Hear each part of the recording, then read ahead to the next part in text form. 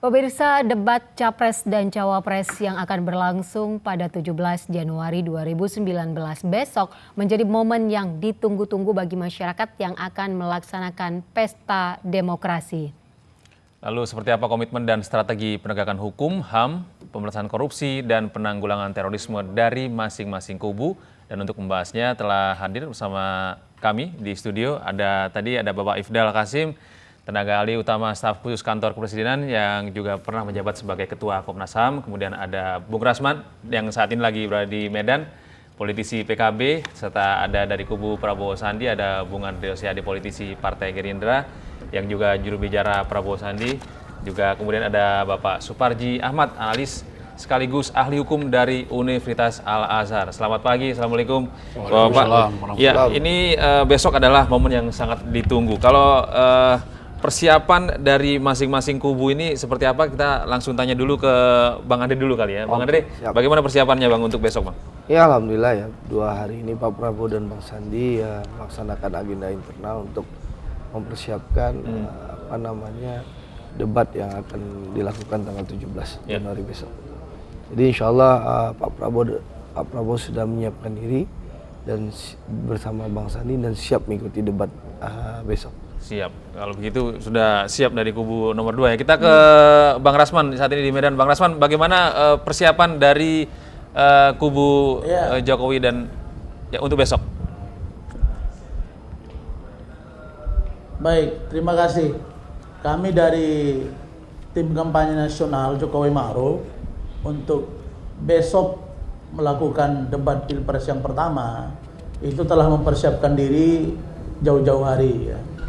Bahkan kemarin malam untuk memfinalisasi semuanya, Pak Jokowi itu bertemu dengan pimpinan partai politik pengusung beliau sebagai calon presiden dan calon wakil presiden bersama Pak Ma'ruf Amin.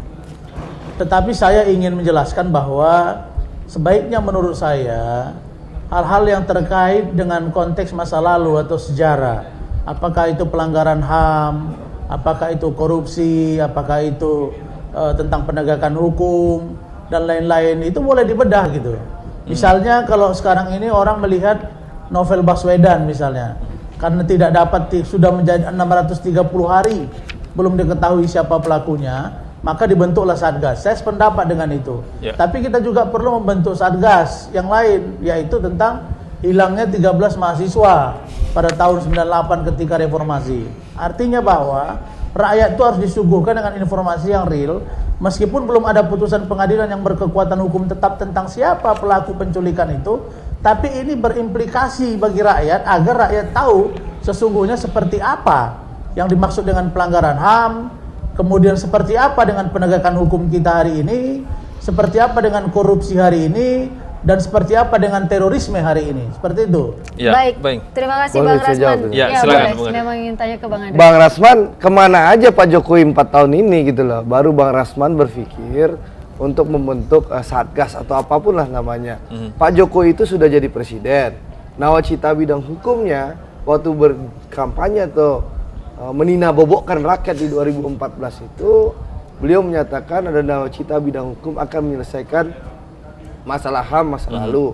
Pak Ifdal juga sudah ada di tenaga ahli kantor staf kepresidenan. Kemana saja Pak Jokowi dan timnya bicara sekarang soal penculikan. Bentar Bang, jawab, ya. Saya selesaikan Bang. Ya. Jadi Bang, 4 tahun Pak Jokowi memerintah, ini tidak jalan. Jadi ini seperti kaset rusak yang diulang-ulang hanya untuk kepentingan pemilu. Saya ingin tegaskan ya, pengadilan militer itu sudah ada keputusan tetap bahwa Pak Prabowo tidak terlibat dalam penculikan. Itu satu ya.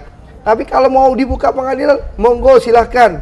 Ya, 4 tahun ini ngapain aja Pak Jokowi? Itu satu. Yang kedua, saya ingin menyampaikan, kalau Bang Rasman dan seluruh rakyat Indonesia ingin tahu kemana orang-orang yang hilang itu, tanyakan kepada Wiranto, Menko Polhukamnya Pak Joko Widodo. Jangan tanya ke Pak Prabowo, karena Panglima ABRI waktu itu namanya Jenderal TNI Wiranto, sekarang adalah Menko Polhukamnya Pak Joko Widodo. Jadi ada Pak Ifdal, mantan Ketua Komnas HAM di pemerintah, ada Pak Jokowi Dewan Nawacitanya. Ini kan janji-janji ya 4 tahun tidak jalan, lalu menjelang pemilu digoreng lagi, kaset rusak Baik, yang Bang Andre. diulang-ulang. Baik. Langsung kita sekali 5 tahun. jawab. Pak Bang Ifdal Andre, mungkin. Pak Ifdal kasih Ini- kalau Pak ini- Ifdal catatan apa yang Iya. Anda punya mengenai Ini- kasus hukum ini- dan HAM? Saya bisa jawab nggak? Saya bisa jawab. Sebentar, Baik, sebentar. sebentar. Bang Rasman, Bang kita kasih Rasman. kesempatan kepada Pak Ifdal. Baik. Baik, jadi begini, untuk Iya, kasus pelanggaran hak asasi manusia masa lalu,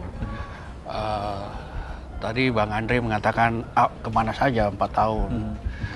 Nah, selama 4 tahun ini sebetulnya sudah banyak yang dikerjakan. Dan untuk kasus pelanggaran HAM masa lalu, ada persoalan-persoalan teknis hukum yang tidak mudah untuk ditindaklanjuti. Nah, misalnya Komisi Nasional Hak Asasi Manusia itu sudah menyelesaikan hasil penyelidikannya. Nah, seperti kita ketahui, hasil penyelidikan Komnas HAM itu merupakan penyelidikan terhadap faktanya yang menunjuk ada dugaan. Nah, dugaan ini harus ditindaklanjuti dalam bentuk penyidikan oleh Jaksa Agung.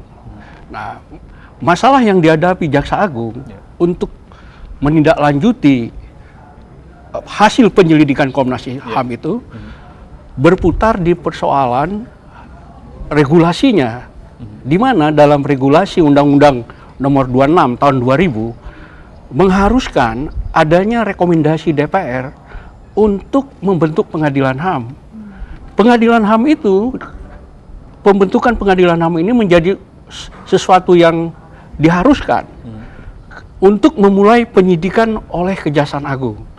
Nah, jadi kendalanya adalah kendala yang sifatnya ada kendala teknis hukum, ada kendala politis. Nah, karena itu ini tidak bisa dalam 4 tahun ini belum bisa dilakukan penyelesaiannya melalui langkah yuridis. Baik. Karena ada kendala-kendala. Baik. Tapi bukan berarti Berhenti. pemerintahan Tidak ini berhenti diam, gitu. Baik. tidak melakukan Saya apa-apa. Tapi tahan. ini menarik Pak itu, Ifdal. dia sampaikan Pak Ifdal itu menarik. Pertama, Jaksa Agung itu adalah orang di bawah Presiden. Yang kedua, partai-partai politik di DPR. Kita tahu Pak Jokowi dan Pak Yusuf Kalla adalah penguasa di DPR saat ini. Partai-partai pendukung beliau mayoritas di DPR, beliau menguasai di DPR. Tapi apa yang dikerjakan? Nggak ada gitu loh. Jadi terlihat bahwa narasi-narasi nawacita bidang hukum penyelesaian kasus Jadi pelanggaran HAM begini, masa lalu itu hanya saya sebatas bicara dulu, retorika, jangan Andre terus dong. sebatas retorika yang Saya mau dipergunakan bicara untuk kepentingan kampanye sekali 5 tahun. Jadi, tidak ada political jawab will ya. yang konkret dari pemerintah. Saya Baik, jawab baik, ya. Bang Andre, Bang kita Andre, kasih kita kesempatan. kasih kesempatan buat Bang Rasman. Silakan. Saya Bang. jawab ya. Baik. Silakan Bang. Nah, saya ingin katakan bahwa apa yang disampaikan Pak Ifdal tadi itu sudah ada sebenarnya putusan. Kendala-kendala teknis itulah yang harus diterobos pada periode yang kedua ini nanti. Apa dan mengapa tentang kejadian tahun 98. Satu. Yang kedua, adapun terhadap kasus Novel Baswedan, 4 tahun kemana saja, beliau sudah lakukan. Itu kan ada instrumen penegakan hukum yang dibawa beliau langsung, yaitu kepolisian dan kejaksaan. Dan itu telah melakukan Bang, upaya-upaya Novel yang itu maksimal. baru 600 hari, Katakan Bang. kepolisian. Belum 4 tahun. Mereka sebentar, bentar. 630 hari, Bos. Ya, Abang bilang 4 tahun tadi. 630 hari, Bos. Itu sudah dilakukan pencarian. Mereka sudah berupaya, sudah membuat rilis ke media, sudah membuat foto-foto, gambaran-gambaran siapa pelakunya. Jadi maksimal sudah dilakukan. Oleh karena ingin mengakomodir semua keinginan dari rakyat agar terbuka secara transparan bagaimana proses penegakan hukum yang sebenarnya untuk mencari siapa pelaku penyiraman air keras terhadap Novel Baswedan, maka Presiden menyetujui untuk dilakukan pembentukan Satgas untuk mencari siapa pelaku yang sesungguhnya. Ya. Jadi seperti itu. Baik. Dan Pak Jokowi kita tidak boleh juga menjas. Banyak prestasi yang Ya, sudah mereka baik, ukir. Bang Rasman. Yang beliau ukir. Baik, Jalan Bang Rasman. tol, tentang menahan inflasi Ya. dan lain-lain sebagainya gitu. Saya Jadi jangan jawab disudutkan terakhir ya. gitu loh. Soal kasus Novel Baswedan, Bang Rasman. Perbedaan kita jelas. Beda Pak Jokowi dan Pak Prabowo Ya. clear. Pak Jokowi 630 hari tidak selesai. Pak Jokowi, Pak Prabowo, Bang Rasman, nih dan seluruh rakyat Indonesia, saya ingin memberikan ketegasan.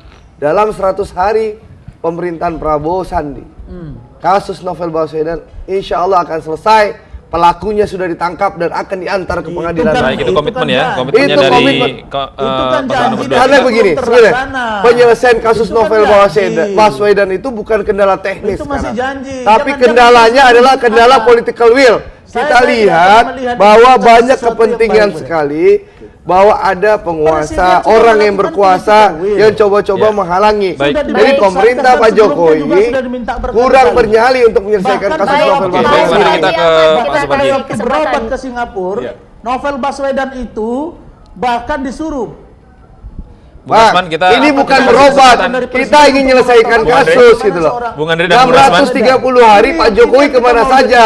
Satgas ini dibentuk sebatas untuk menjawab pertanyaan kalau di debat 17 Januari Pak nanti Jokowi gitu telah loh. memerintahkan Kita tahan agar dulu penegak ya, hukum, Bang Andre. apakah itu kejaksaan, apakah itu kepolisian, telah Baik. mencari sesuatu untuk mencari pelaku Baik, penyiraman air baik, keras Bung Rasman. kepada Kita ke Novel Pak Baswedan. Suparji. Karena ini adalah penyidik senior. Inilah yang diharapkan. Saya Silakan. kira Ya, silakan, Jadi Bung. Pak, Ya. Pak Jokowi itu telah melakukan Tepat sesuatu itu kan yang bagian banyak untuk dari Indonesia hari ini. kampanye, bagian dari pendidikan politik yang dilaksanakan secara bertanggung jawab. Ya, itu ada dalam undang-undang pemilu kita dan harapan masyarakat kan sangat besar terhadap debat ini. Betul. Dengan demikian kita mengharapkan adanya sebuah pertunjukan dalam debat tadi yang betul-betul fundamental, yang kemudian bisa mencerdaskan masyarakat, tidak hanya hal-hal yang teknis, apalagi kemudian masa lalu yang sebetulnya itu sangat lama kita persoalkan, tidak ada kejelasan penyelesaiannya. Sudah banyak presiden menangani kasus itu tapi tidak jelas dan kemudian diangkat-angkat lagi. Jadi menurut saya kira dalam debat besok itu baik calon presiden 1 maupun 2 menghadirkan sebuah visi misi, mimpi-mimpi besar yang berguna bagi rakyat, bukan pada persoalan individu-individu, bukan persoalan Pak Prabowo dan persoalan Pak Jokowi, tapi adalah persoalan kebangsaan, persoalan kerakyatan kita, itu yang kita harapkan sebetulnya. Baik, tadi Pak Ifdal juga ingin menambahkan. Ya, tadi saya ingin menanggapi Bung Andre ya. Kita kan harus menghormati negara hukum. Nah, salah satu elemen penting dari negara hukum itu adalah di mana menghormati independensi dari lembaga-lembaga kekuasaan kehakiman. Nah, dalam proses penyidikan satu kasus, ketika masuk dalam ranah penyidikan, apakah polisi maupun Jaksa Agung, maka tidak boleh lagi ada intervensi. Memang benar presiden itu membawahi Jaksa Agung dan kepolisian. Itu bukan berarti dia bisa campur tangan atas persoalan yuridisnya. Nah, administratif bisa. Nah, karena itu kita harus memberikan kewenangan penuh kepada Kejaksaan Agung dalam menentukan satu kasus itu bisa dilanjutkan ke pengadilan atau tidak. Dan kita perlu juga menggarisbawahi juga ya, Mas Andri, tidak semudah yang Anda katakan ini retorika ya. Kasus ini kan sebetulnya warisan ya, yang ditinggal oleh rejim-rejim sebelumnya. Pak Jokowi baru 4 tahun, ada yang 10 tahun, juga tidak bisa menyelesaikan kasus ini. Baik. Nah, jadi menurut saya, coba kita tenang Bang Andri. Mungkin nanti kalau paslon Nomor 2 ya gitu ya. nanti menjadi presiden, mungkin juga akan menghadapi kendala terhadap ini. Apa artinya Karena itu itu, mungkin nggak bisa karena itu selesai? saya setuju dengan Baik. Mas ini ya. Jadi Pak, kita coba melihat lebih jauh persoalan ini, jangan berhenti pada soal-soal yang sifatnya teknis. Ini memerlukan satu konsensus bersama, Ya, semua baik. elemen, bukan hanya kepentingan satu kelompok, tapi kepentingan semua bangsa ini, Pak. Ya, Kita baik, harus baik, meletakkan ke situ. Jadi begini Pak. Baik, Silakan. nanti kita teruskan Bung Rasman dengan tanggapan Anda, tapi kami masih akan kembali saat lagi usai jeda pariwara berikut ini.